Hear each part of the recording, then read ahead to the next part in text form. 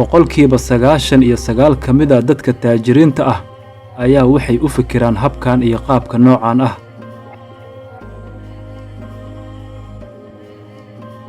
dadka maalqabeennada ah ma waxay ku fiican yihiin dhankaas iyo lacagta oo keliya, mise waxaa jira wax kale oo ka dambeeya guulahooda? ma aamini kartaa hal koox oo keliya oo matasha boqolkiiba 1 ka mid ah dadka adduunka ayaa waxaa waqti xaadirkan la jooga gacantooda ku jira boqolkiiba 48 ka mid ah hantida adduunka taala? si kale haddaan kuugu dhigo, waxaa jira 80 qofood oo ka mid ah dadka ku nool meeraha dhulkan oo haysta isla hantida ay haystaan 3.5 bilyan oo qof oo ah dadka ku nool adduunka dhammaantiisa. runtii waxaa jiray mudaharaadyo waaweyn oo dhacay sannadkii 2011 oo markaas loo sababeeyey in mudaharaadyadaas ay keentay hal sabab oo keliya. dadka saboolka iyo dabaqadda dhexe ee aan haysan hantida iyo maalka ayaa waxay quus iyo caro ay ka taagnaayeen in hal qolo oo maalqabeen ah oo matasha boqolkiiba 1 ka mid ah dadka adduunka, kuwaas oo islamarkaasna dhiga xeerarka dhaqaalaha adduunka, inay caqabad ku yihiin mustaqbalkooda iyo jiritaanka noloshooda. haddaba adiga ra'yigaaga ma kula tahay in hadalkaas uu yahay mid xaqiiq ah oo markaas qoladaas maalqabeennada ay qaateen dhammaan wixii xaq iyo hanti ay lahaayeen dadka kale ee dunida, mise dadka saboolka iyagaa ah kuwa aanan qaadan go'aamada saxda ah si ay u abuuraan hantidooda gaarka ah? runtii waxaa jiray in badan oo ka mid ah dadkaas oo aaminsanaa in kooxdaas 80 qofood ah ay hantidaas markii horeba ay ka dhaxleen waalidkooda, halka runtii ay xaqiiqadu tahay in 11 qofood oo keliya ay dhaxleen waalidkooda, halka 69 kale ee soo hartay ay hantidooda ka dhiseen meel eber ah. bal hadda u fiirso Warren Buffett oo ah mid ka mid ah maalqabeennada iyo maalgashatada ugu waaweyn adduunka, wuxuu ku soo koray ama uu ka yimid sida iska caadiga xaafadaha dadka dabaqadda dhexe, balse haddana wuxuu la qabsaday isagoo yar caalamka ganacsiga iyo dhaqaalaha. mana jirin runtii cid siisay hantidan iyo lacagtan. waxa uuna wax walba u qabsan jiray sida caqliyadda qofka taajirka ah, isagoona markaasna ka fogaan jiray doorashooyinka caqliyadda qofka faqiirka ah. haddaba haddii aad maanta rabto inaad dhisto imbaraadoriyadda hantidaada, waa inaad marka hore wax ka barataa dadka taajiriinta ah, waana inaad wax u barataa si tillaabo yaryar ah, adigoonan wax degdega haba yaraatee aadan samaynin. waxaadna ogaataa si aad u gaarto imbaraadoriyadda iyo boqortooyada hantidaada inay tahay waddada mid aad u dheer oo u baahan dulqaad iyo kuraajo dheeri ah.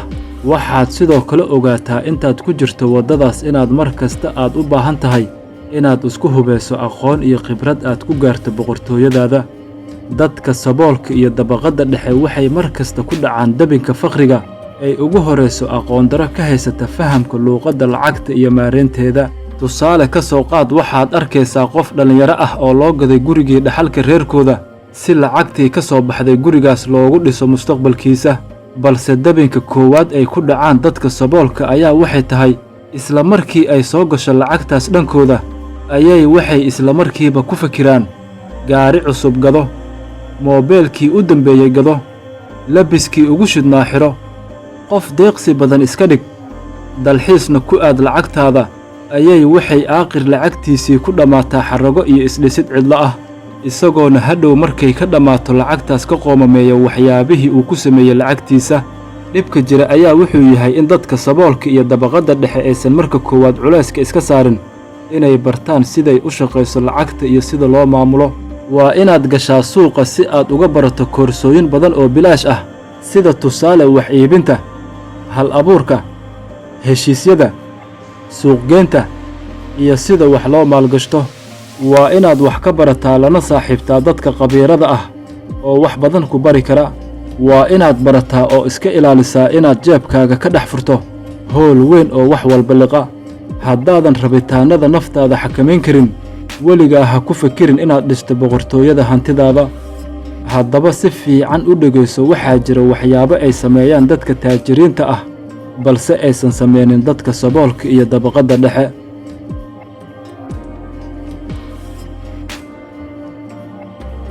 dadka taajiriinta ah waxay mar walba diiradda saaraan fursadaha, halka aysan caqabadaha horyaalla aysan diiradda saarin. maalin maalmaha ka mid a ayaa waxaa jira nin kaba iibiya oo tagay deegaan aad uga fog deegaankiisa si uu markaas uu kabihiisa uga iibiyo dadkii degnaa deegaankaas.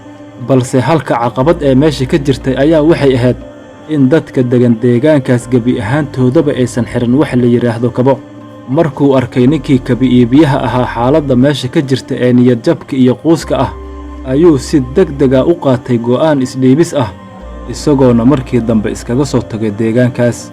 intii uu waddadiisa ku sii jiray ayuu wuxuu arkay nin kale oo kabi iibiye ahaa oo markaas ku sii jeeda deegaankii uu ka yimid. salaan kadib wuxuu u sheegay ninkii kale in dadka degan deegaankaas aysan xirinin wax la yidhaahdo kabo, uuna isaguna ka soo quustay xaaladdooda. ninkii kale ee kabi iibiyaha oo yaaban ayaa ninkii kale ee soo quustay wuxuu ku yidhi, oo hadda ma jira miyaa hal qof oo xirta deegaankaas kabo? taas micnaheedu waa inaan qof walba oo ku nool deegaankaas aan ka iibin karo kabahayga. sidaas daraaddeed waxaad ogaataa in mawaaqifta iyo go'aamada saxan uu qofku qaatay ay yihiin kuwa dhisi kara qof walba boqortooyada uu rabo inuu dhiso. dadka saboolka iyo dabaqadda dhexe waxay mar kasta fiiriyaan caqabadaha, iyagoona si degdega isku dhiiba, halka dadka taajiriinta ay fursadaha ka dhex fiiriyaan meel kasta iyo wax walba.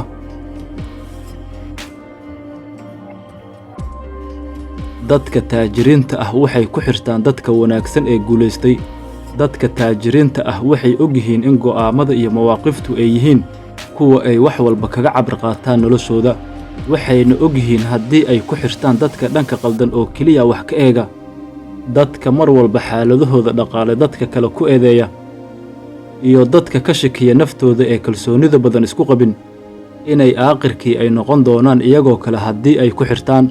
laakiin haddii ay ku xirtaan dadka mar walba dhanka guusha ka hadla, dadka mar walba dhanka fiican iyo caqliyadda wanaagsan soo gudbiya, dadka u arka in fursadaha laga samayn karo meel walba iyo wax walba, waxay og yihiin in ku xirnaanshaha dadkaas oo kale ay horumar u tahay noloshooda, halka dadka kuwa isdhiibay ay wax walba u arkaan inaysan haba yaraatee fursad ka jirin. haddaan ku siiyo tusaale dhaba oo waaqici ah, dadka muwaadiniinta Maraykanka ee dhaladka ah waxay aad uga soo horjeedaan mar kasta dadka soo galootiga cusub ee ku nool Maraykanka, iyadoona dadka muhaajiriinta soo galay Maraykanka ay inta badan ka xaqiijiyaan horumar iyo hanti ballaaran. sababtoo ah waxay aaminsan yihiin in Maraykanku uu yahay dhulkii fursadaha iyo shaqooyinka, halka muwaadiniinta u dhalatay dalka ay intooda badan uga hadlaan xaaladaha dalkooda si niyad jab iyo quus ah, waana sababtaas midda u horseeday inay ka hormaraan dadka soo galootiga ah. dadka taajiriinta ah waxay ku fikiraan qaacido la yidhaahdo hel 2 waxood hal mar, ama hal dhagax ku dil 2 shimbirood. haddii aad doorato hal shay, taas micnaheedu waa inaad islamarkaasna aad ka tagtay fursad aad ku hesho mid kale.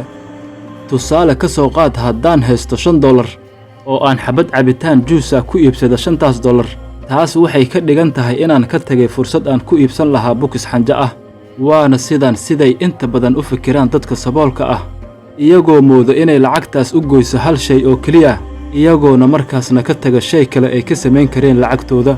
balse qofka taajirka wuxuu diiradda saaraa siduu labada shayba u heli lahaa, isagoona islamarkaasna la imaada hal abuur uu ku kasban karo.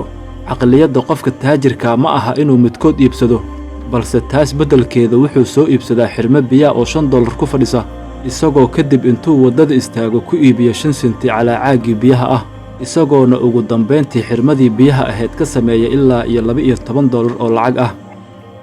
kadibna isagoo awood u yeeshay inuu gato cabitaankii juuska iyo bokiskii xanjada, isagoo markaasna haysta weliba $2 oo dheeri ah.